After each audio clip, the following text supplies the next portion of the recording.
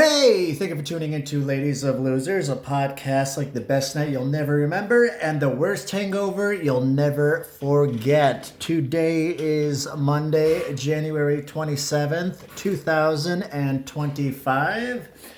And today I was randomly thinking about this show that I wanted to pitch to the Travel Channel called Colonized.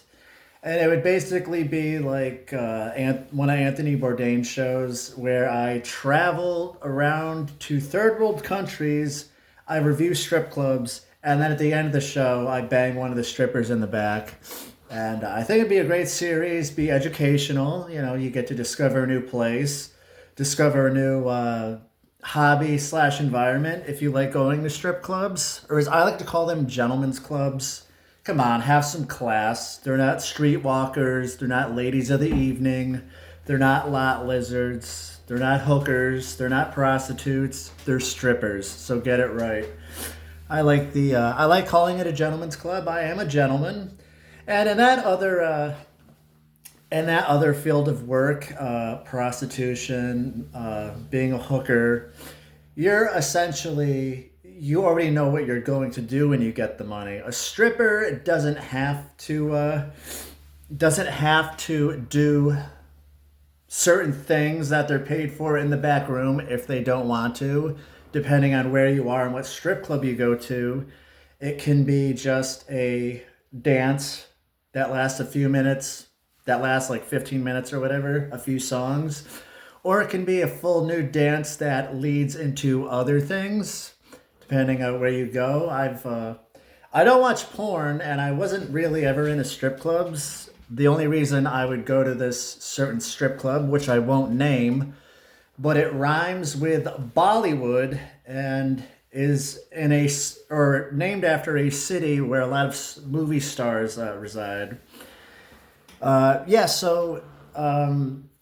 was never into strip clubs. I would go because it used to be like on Thursday would be my payday. There was like $2 to $3 drafts, and you'd sit there and play Keno. And this is kind of a weird story, but I'll get into it. The way I got into strippers per se, I was sitting at the bar playing Keno, and this black stripper came up to me, and she's like, you ever go to the back? And I was like, no. I was like, I don't do that. You know, I don't watch porn. This isn't my thing. I'm just here to get drunk and lose all my money playing Keno. And she's like, come on, let's go to the back. I'm like, no, thank you. It's not my thing. Don't want to do it. So she starts giving me a little sample of what would happen in the back room. She starts giving me I felt like a schoolboy again, getting an over the pants handy. So she's giving me a little rub and tug down south, and now she's like, I think their set price at the time was $120 to go in the back, and that's for 15 minutes. That's five songs, or yeah, three 5-minute songs, and she's like, come on, baby, we can get a handy in the back. And I'm like, $120. So now I'm haggling. This is my first time trying to go in the back room. So now I'm haggling, and now I start like compartmentalizing and like rationalizing in my head. I'm like, she's working. It's basically, like a bartender or a waitress that's gonna be naked, and this is all going through my head. I haggle her down to $60, and I'm like, now the excitement begins because you're not supposed to be doing it. This isn't a brothel. This is like it's a bar and a topless. Well, they get naked on stage, so a full nude, dance strip club, and you're just supposed to throw dollars. You're not allowed to touch them or anything, which I broke those rules many times. So, anyways, I get her down to 60, and I'm like, you know what? That's not bad.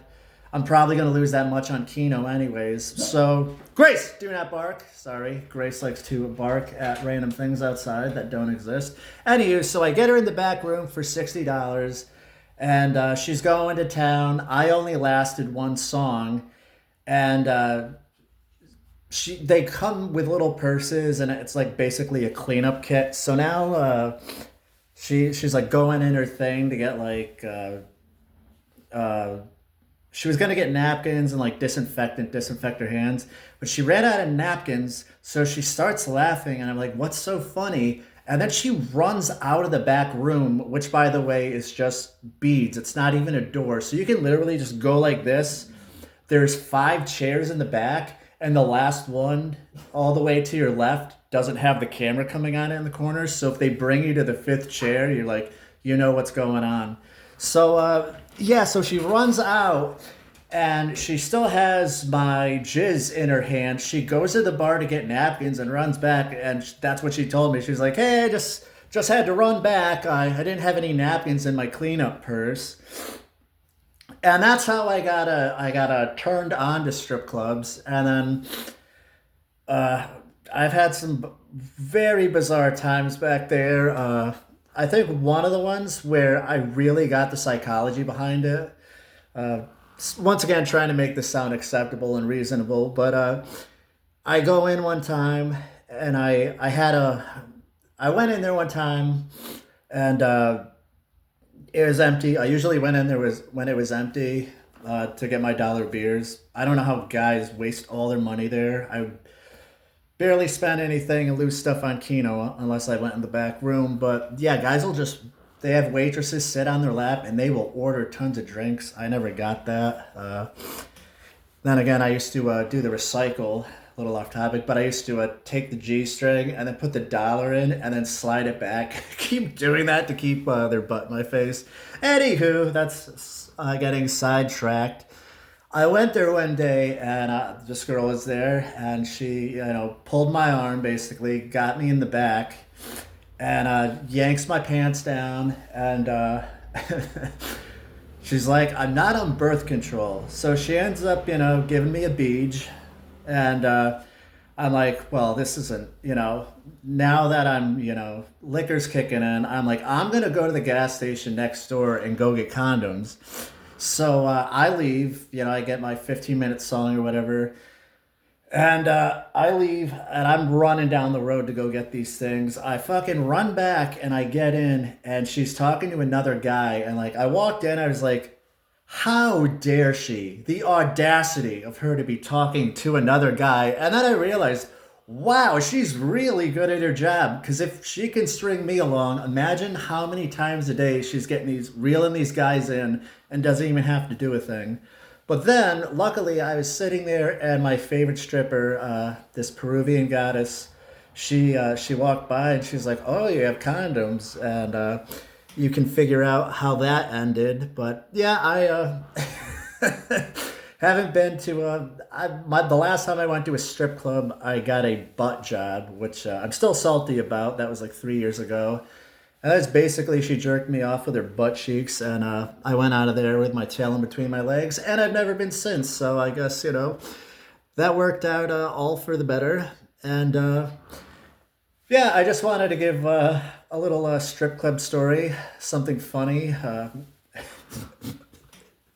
And I might have to go again, just to rekindle old memories. And who knows, maybe I'll have another story to tell you guys. Thanks for listening, and tune in tomorrow.